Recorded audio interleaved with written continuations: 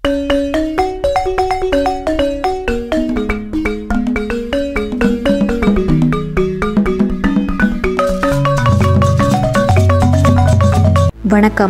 வளையோசை சேனலுக்கு உங்களை அன்போடு வரவேற்கிறேன்.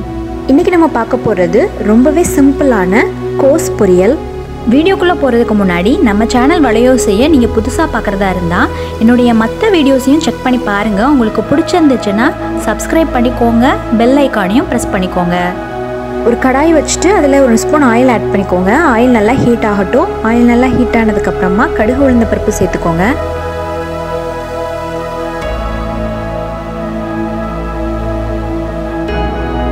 கடுகு உளுந்த பருப்பு நல்லா பொரிஞ்சதுக்கப்புறமா உங்கள் காரத்துக்கு எவ்வளோ வேணுமோ அவ்வளோ பச்சை மிளகாய் சேர்த்துக்கோங்க.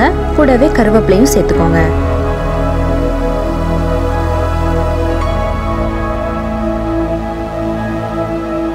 கட் பண்ணி வச்சுருக்க முட்டைக்கோஸை சேர்த்துக்கோங்க.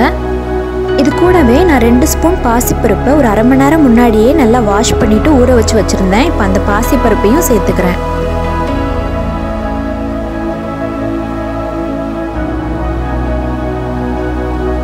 இந்த கோஸையும் பாசிப்பருப்பையும் சேர்த்து நல்லா அந்த எண்ணெயிலே வதக்கிக்கோங்க.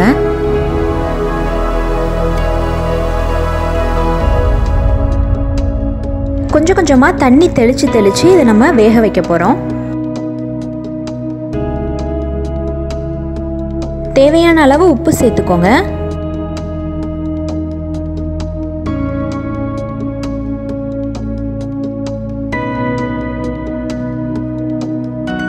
கொஞ்ச நேரத்துக்கு ஒருக்க நம்ம இதை வதக்கி விட்டுக்கிட்டே இருக்கலாம்.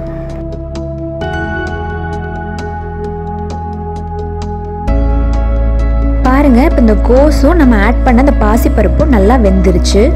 தண்ணி ஒரு சொட்டு கூட இருக்கக்கூடாது. நல்லா இந்த மாதிரி உதிரி உதிரியாக வர்ற அளவுக்கு வதக்கி விட்டுக்கோங்க. ஃபைனலாக தேங்காய் பூ சேர்த்து நல்லா கிளறி விட்டுருங்க. தேங்காய் பூ அதிகமாக சேர்க்க நம்ம பொரியலோட டேஸ்ட் ரொம்ப நல்லாயிருக்கும். அவ்வளோதான், ரொம்பவே சிம்பிளான டேஸ்டியான கோஸ் பொரியல் ரெடி. இந்த வீடியோ உங்களுக்கு பிடிச்சிருந்துச்சுன்னா லைக் பண்ணிடுங்க. உங்கள் ஃப்ரெண்ட்ஸ் அண்ட் ஃபேமிலிக்கும் ஷேர் பண்ணிடுங்க. தொடர்ந்து நம்ம சேனல் வளையோசையில் வர வீடியோஸ் எல்லாத்தையும் நீங்கள் மிஸ் பண்ணாமல் பார்க்கணுன்னா நம்ம சேனல் வளையோசையை சப்ஸ்கிரைப் பண்ணிக்கோங்க. பக்கத்தில் இருக்க பெல் ஐக்கானை ப்ரெஸ் பண்ணி ஆல்ங்கிற ஆப்ஷனை செட் பண்ணிடுங்க. அப்போ தான் நான் போடுற வீடியோஸ் எல்லாமே உங்களுக்கு நோட்டிஃபிகேஷனில் தவறாமல் வரும். நன்றி.